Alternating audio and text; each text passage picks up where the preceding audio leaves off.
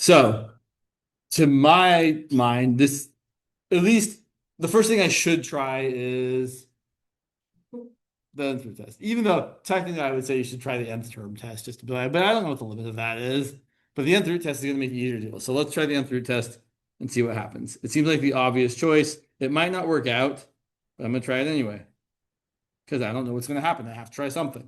So limit as n goes to infinity of n over n plus 1 to the n squared to the 1 over n. And when you have a power to a power, what do you do with those powers? We multiply them. So n squared times 1 over n is just going to be n. So this is looking a whole heck of a lot like the limit as n goes to infinity of n over n plus 1 to the n. There's a short way to do this and there's a long way to do this. The short way to do this is to write it like, so here's what you're really looking for. You really want it to look like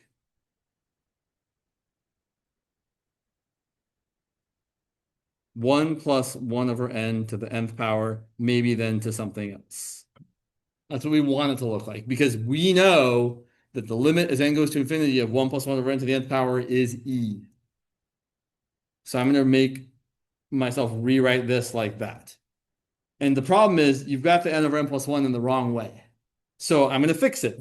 I'm going to rewrite this as the limit as n goes to infinity. Check this out.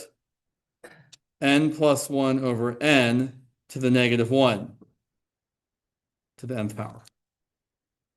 Totally valid. And then I can rewrite that as the limit as n goes to infinity of 1 plus 1 over n. And I'm going to switch these. Instead of saying it's to the negative 1 to the n, I'm going to say it's to the n to the negative 1. And then the limit of the inside part is e. So you get e to the negative 1, which is 1 over e, which is less than 1, meaning it converges.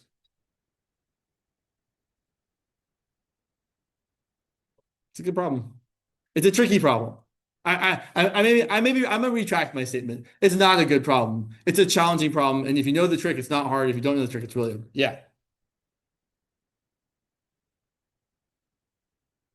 The part? The part? Yes. That's like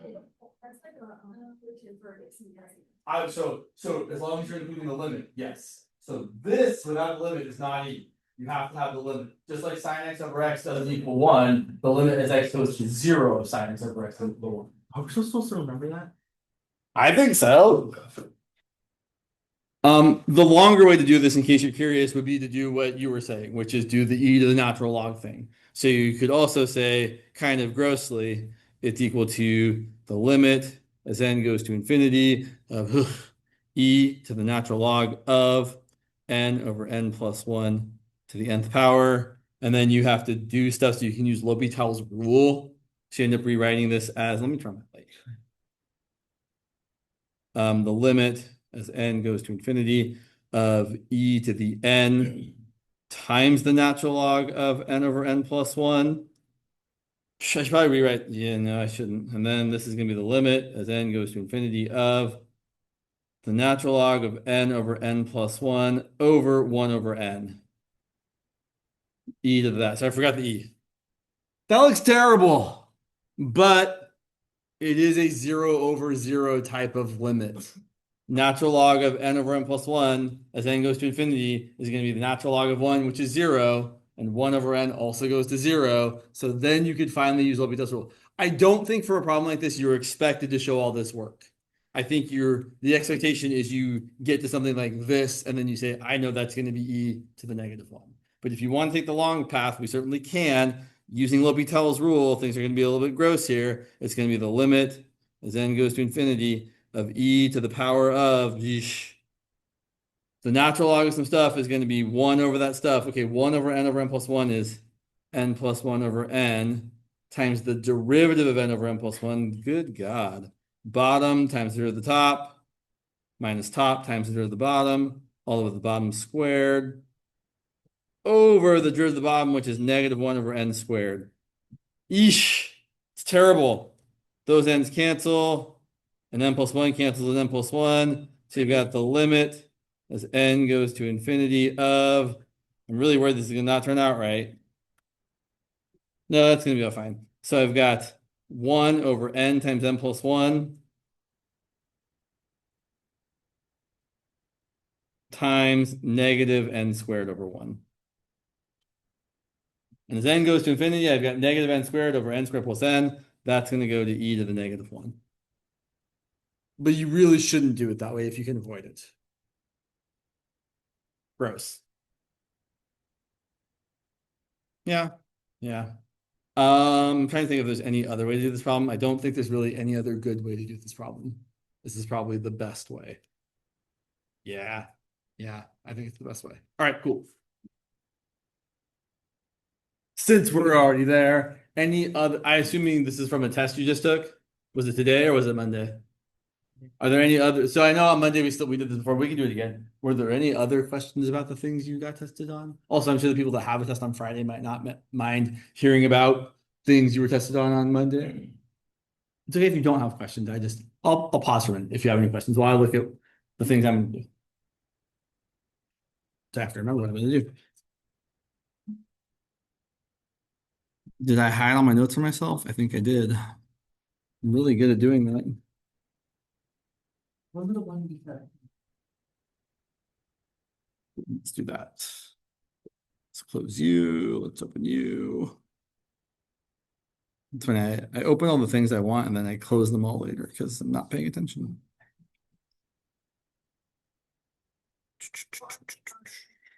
Cool.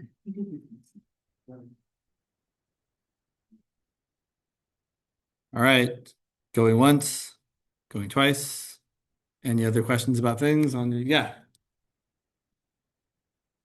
Sure. And while I wait for that, let me pass the attendance. Do your instructors post solutions to exams? Some yes, some not yet. Yeah. I know Lee did. Whoa. Yeah. They already have their test and it was graded over. Not graded yet. The solutions are posted. Oh. I will try my best. What's the question?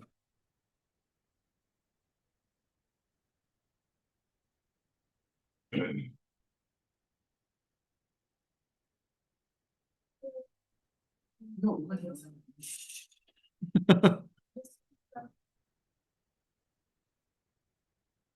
So like the sum from n equals 2 to infinity? Oh, sorry. Okay.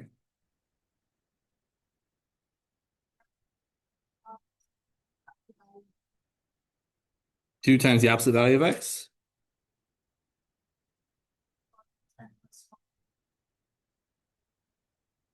And that's our series?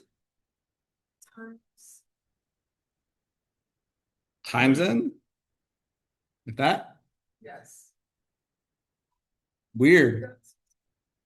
Okay. And there's no there's no x to the nth power.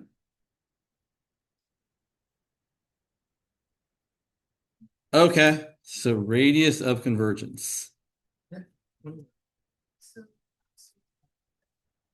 Really? Can't I just I feel like it might be this. It's only for not missing.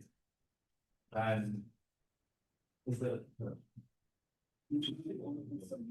oh sure. I don't know. She was the question a little bit. So I feel like I know what I'm missing here. This is from Lee. Yeah. I have these solutions. Sorry, one second. Let me take a look here. Lee, I just had them up.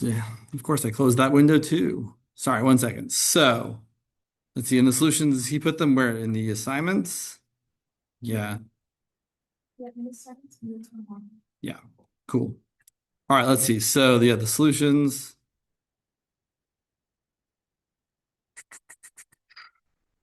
I think I know where we're going with this, but I just want to make sure I've got the right thing. And which problem is this? Number 2. Where's number 2? There we go. I see. Okay. I get it. All right. So what I'm assuming, so this is not what we started with. We started with some series that looked like it must have been something like 2 to the n times x to the n times n? I think it must have been that. Yeah, always right. Well, so here's what he's writing in the solutions. He's doing the limit of the ratio test.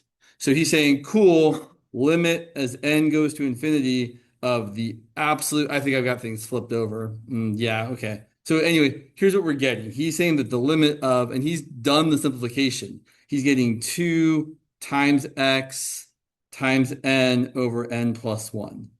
But here's where that's coming from. That's coming from having something like 2 to the n plus 1 times x to the n plus 1 over n plus 1 times n over 2 to the n times x to the n. That's where that's coming from. So the series that we were starting off with was something like the series from n equals 1 to infinity of 2x to the nth power over n. That was probably your original series. Otherwise, I don't know how you're getting this.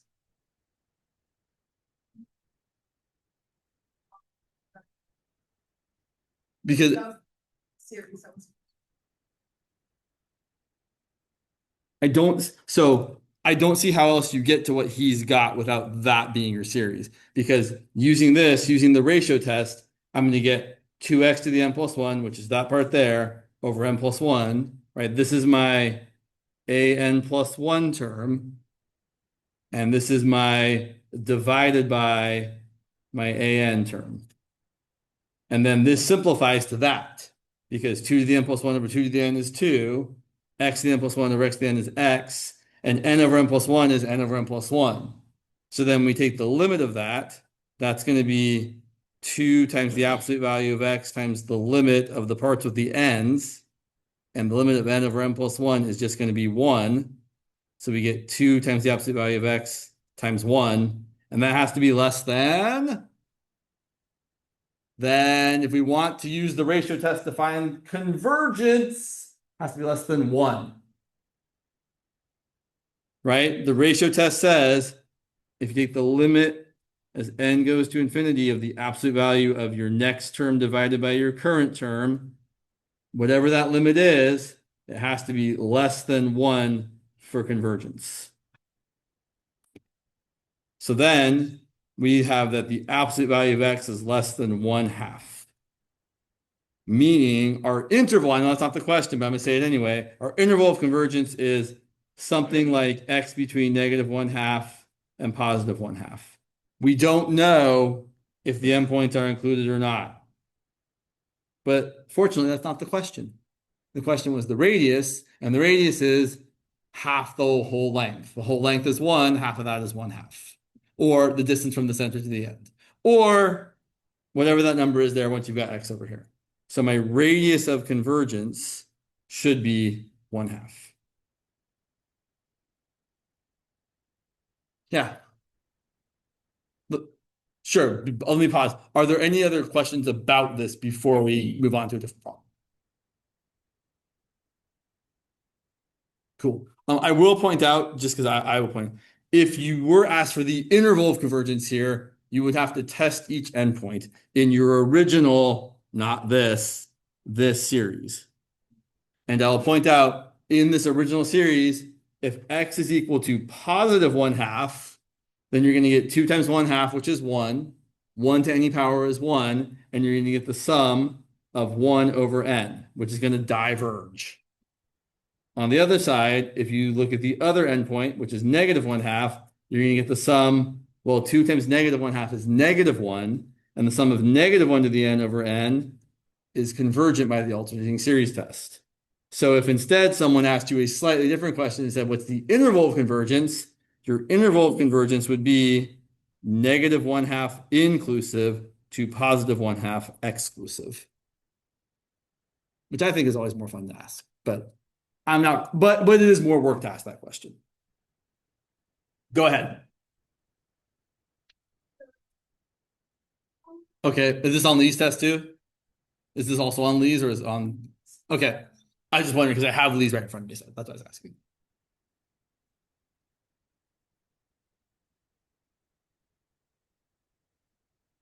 The limit as n goes to infinity.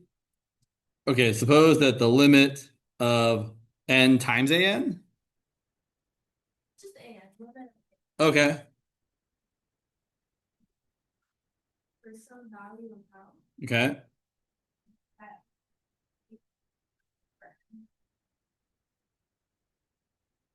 okay. is less than Ah, cool. All right. Right. How do you show that? Hmm. Oh, that's annoying. Because we don't actually know what AN is, right? They didn't tell us. Hmm. Wow, this is. You probably have to like actually like prove it or some bonker stuff. Oh, how annoying. Mm. Mm. So the limit exists, right? Well, they said it did, right? Suppose the limit of AN is L. So here's what that means. We know, so let's look at n being even, first of all. So for n even, that means that for some capital N, if n is bigger than n, right, we're going delta epsilon kind of, or I guess n epsilon, right? That means that the difference between our sequence and our limit should be small, less than epsilon. So that means that the absolute value of an minus L should be less than epsilon. I'm worried here, but I'll figure it out. And in this case, just as a note, an is positive. Yeah, I'm worried. Geez. So here's what we know. We know that an minus L is less than epsilon, is bigger than negative epsilon. Also, epsilon is positive, right? You know that. So an is less than L plus epsilon, bigger than L minus epsilon. Ugh. But I'm trying to show something. I'm trying to figure out what L is, not what an is. I feel like I'm doing the wrong thing here. Let's try and fix this. Hmm. Yeah, I don't know. And odd, same sort of deal. I'm just gonna get the same thing. I don't know if I have a good answer. I don't know if I know how to do this, to be really, really honest. Like this seems challenging, like in a way that I don't know if I know like the right argument to make without having seen it already. Well, let's figure it out because I feel like that's not a good place. Like I can't do it. Let's actually try. So what do I want? I want, so okay, new paper. I'm done with this. So I want to show the following. I want to show that L is equal to 0. Is this the class where you've like been doing kind of a lot of proofs? Okay. And you've talked about like proof by contradiction? Yeah. Okay. So assume that L isn't 0. That seems like a plausible path of attack. So if L isn't 0, then it's either positive or negative. Case one, L is positive. Well, then I think we're gonna have a problem. Yeah, we're definitely gonna have a problem because for the odd ones where all the terms are negative, right? So if L is positive, that means that for odd values of n,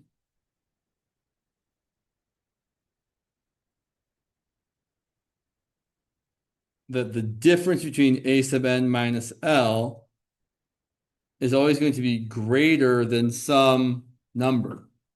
Because if L is positive and these a sub n's are negative, right? L has to be like actual some real number. So there's yeah. This is mm, yeah. I'm almost there. L is positive, that means that for some, this difference is bigger than some number which is not equal to 0. I feel it's a little hand wavy. But I think that's the crux of the argument, though, is that you know that if your limit's not 0, it's either positive or negative. If it's positive, then the negative things can't get arbitrarily close to it. Right? What we're saying here is that it's been a while, that for any epsilon greater than 0, but I'm doing this the wrong way. Sorry, I feel like I should know how to do this better, and I don't. Yeah. Which means, but okay, here's what I would say. Let's say you're like me and you don't know how to do this the right way, because I really, really need to go look at it. And I'll probably come back and be like, okay, now I can do this the right way. But I still think writing what I'm about to write shows that we understand the idea of how we're supposed to prove this, right? That we're going to say, okay, well, if L is positive, that means that for all values of n, the difference between A, N, and L is bigger than 0, which means and doesn't get close enough. I really should say doesn't get arbitrarily close to L.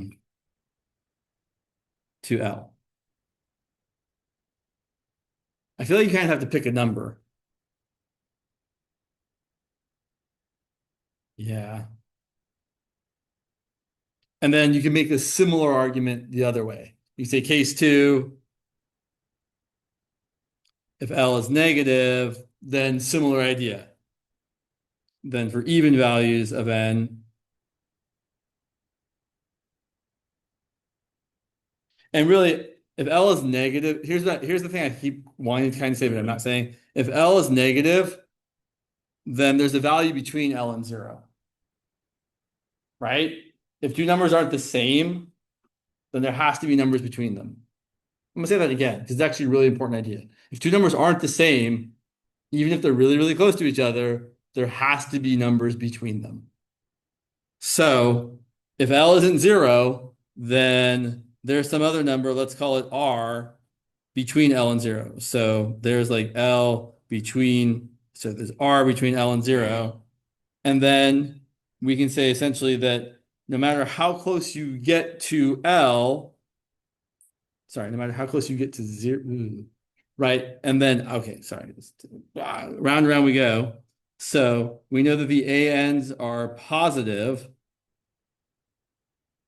for even values. And then we can say, well, then no matter what, the difference between AN and L is going to be bigger than R. I think that's the key. You have to pick the number between them. So we can't get really, really close we can't get our difference in our sequence and our limit being really, really small, which we need to be to show the limit is what it is. So I fully admit this is not a very good proof. It's not a very specific, concise proof, but this is the idea of the proof. That you say, well, assume it's not what you want it to be. Then if it's positive, it doesn't work. If it's negative, it doesn't work. So I guess our assumption was wrong. It has to be 0. There's no other possible, and we get to say it has to be 0 because the initial assumption of this problem was that the limit exists. So it's either a positive finite number, a negative finite number, or the only thing left, 0. Those are your 3 choices. We showed it couldn't be positive. We showed it couldn't be negative. Has to be 0. That's similar? Oh no. Okay. Sure. Okay, that sounds better, hopefully. Until you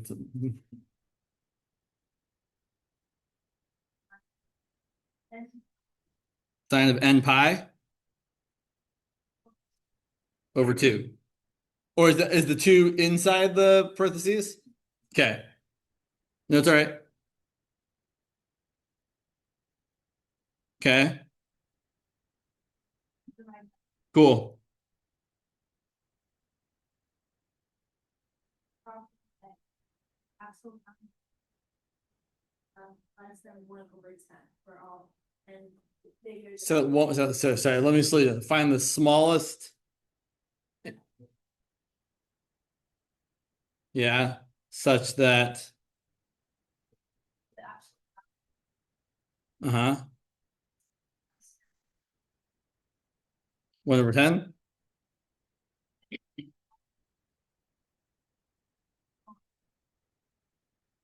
I feel like I'm missing something here. Do you mind if I take a look? I just want to make sure I am reading this.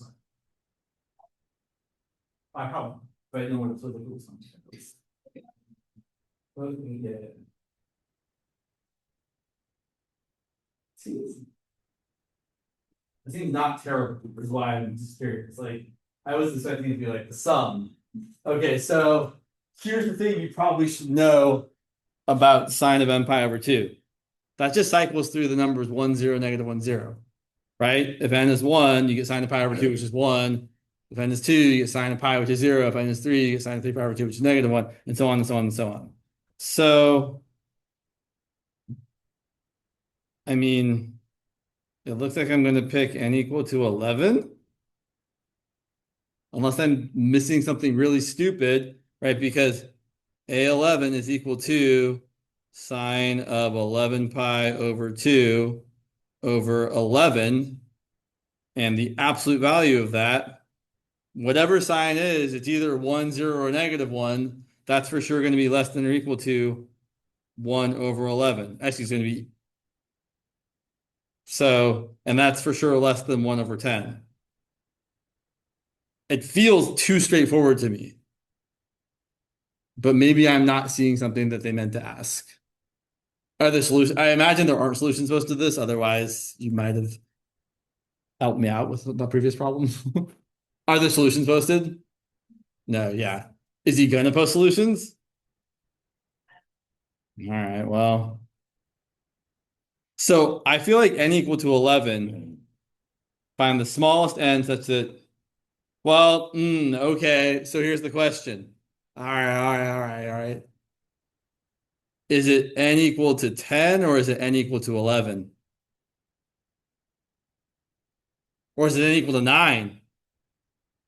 Well, let's take a look. A sub 9 in absolute value would be sine of 9 pi over 2 over 9. Sounds very loud out there. And sine of 9 pi over 2 is either +1 or -1. I don't know which. I really feel, did you guys hear like the yelling out there? Okay, so I'm not just crazy. It's +1. So that's 1 over 9, which is bigger than 1 over 10. So you are not the one.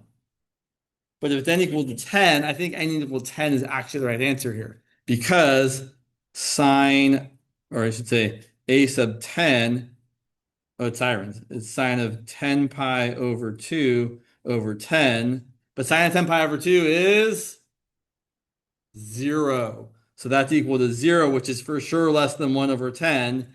And every subsequent term is also less than 1 over 10 in absolute value. So it is kind of tricky, I think. The technically correct right answer to this problem, I believe, is actually n equal to 10. Because after n equal to 10, every term after that, every term including that term and every term after that is strictly less than 1/10, right? A sub 10, which is 0, is less than 1/10. A sub 11, which I should say absolute value, is 1 over 11 is less than 1/10, and so on for every other term after that. Okay, that's a little tricky to recognize that you have to look back at the previous term and that you're going to get 0 there. I don't think it's a good question though, but it's tricky. Yeah.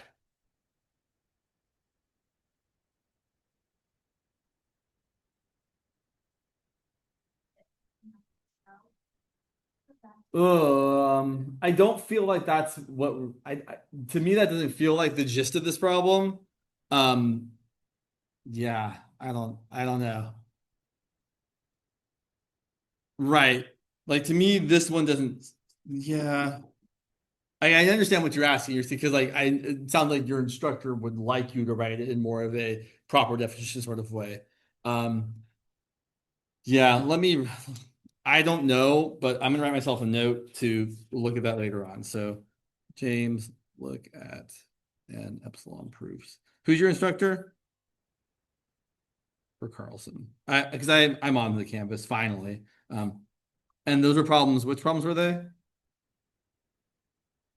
Right, but it was like 1A and 1B or one. Okay, I'll take a look at those and see if I can do something about that before sometime before Friday. So sometime by tomorrow. Yeah.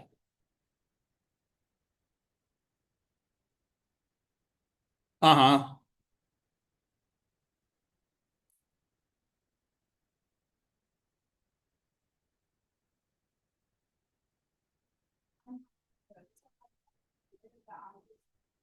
And that's again for a sub n equal to sine of n pi over 2 divided by n. And again, I'm assuming this is doing it in a epsilon n sort of way and not not my favorite, clearly. Yeah. But you said she has notes on how it's done. Okay, I'm gonna take a look. There it is.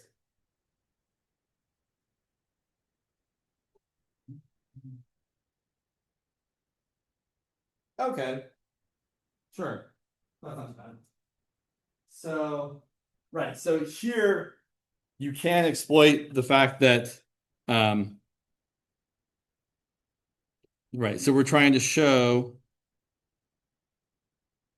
that for some capital N bigger than, sorry, for some N bigger than capital N. Geez, man, the writing today. Oh my God. For some N, if little n is bigger than n, then we get to say that the difference between our sequence and the limit we hope to show it's equal to is less than epsilon. So we want to show, right? In general, if you're trying to show a limit equal to or limit of a sequence is equal to a value, that's what we want.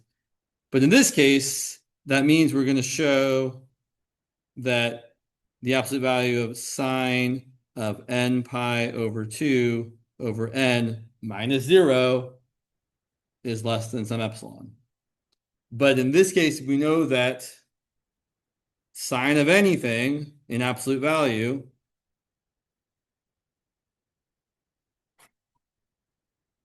is less than or equal to 1. And so sine of something over n is less than or equal to 1 over n. And so if we want to show this is less than epsilon, we're going to pick or choose, whatever word you like to use here, epsilon equal to, what's the choice I'm supposed to make here? I'm supposed to solve this epsilon, or sorry, you don't choose epsilon, you choose n. Choose n equal to 1 over epsilon. Although I feel like there was a slightly different choice on your notes there. Yeah, okay. The ceiling of 1 over epsilon, sure, because 1 over epsilon might not be an integer. So you can either write it like this, or you could say choose n to be an integer such that n is greater than 1 over epsilon. That's also fine way of stating what you want. And then we get what we want. Then it would be correct to say that the difference between our sine of n pi over 2 over n minus 0 is indeed less than 1 over epsilon, which is equal to epsilon. Kind of funky.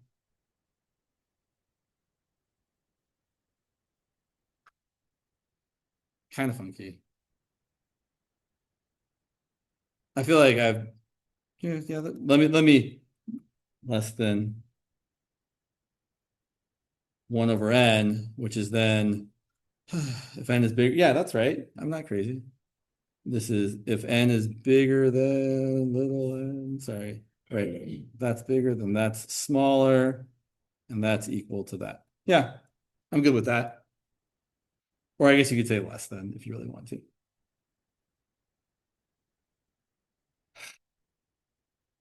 Um, I'm sorry for those of you that are in Carlson's class, 'cause it looks like you get to have the harder versions of the test than everybody else. That is the luck of the draw. That said, it doesn't mean you can't do well. You just have to, be prepared, which it sounds like you are all trying your best to be prepared. Yeah. If I'll take a look at those other problems though and see what I can come up with by tomorrow because I feel like I owe you that. Um, we'll say we're not going to talk about vectors today. So in the last 5 minutes I have before I need to take off, is there anything else about sequences, series stuff that you would like to ask? Yeah.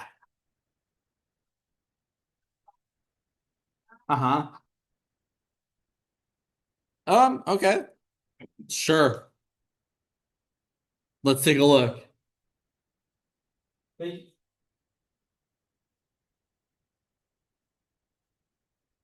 Oh, that was smart. Yeah. Want to borrow this again? Yeah, sure. So we were close. So here's kind of the crux of the argument that I was trying to make and wasn't quite getting there. So we're going to assume that the limit isn't zero to prove that it is. So then case one, we're going to assume that L is positive. Right. And here's the place where I was not making the right choice. We're going to let epsilon equal L divided by 2, which also must be positive because positive number divided by positive number is still positive. Smart. So then, since this converges,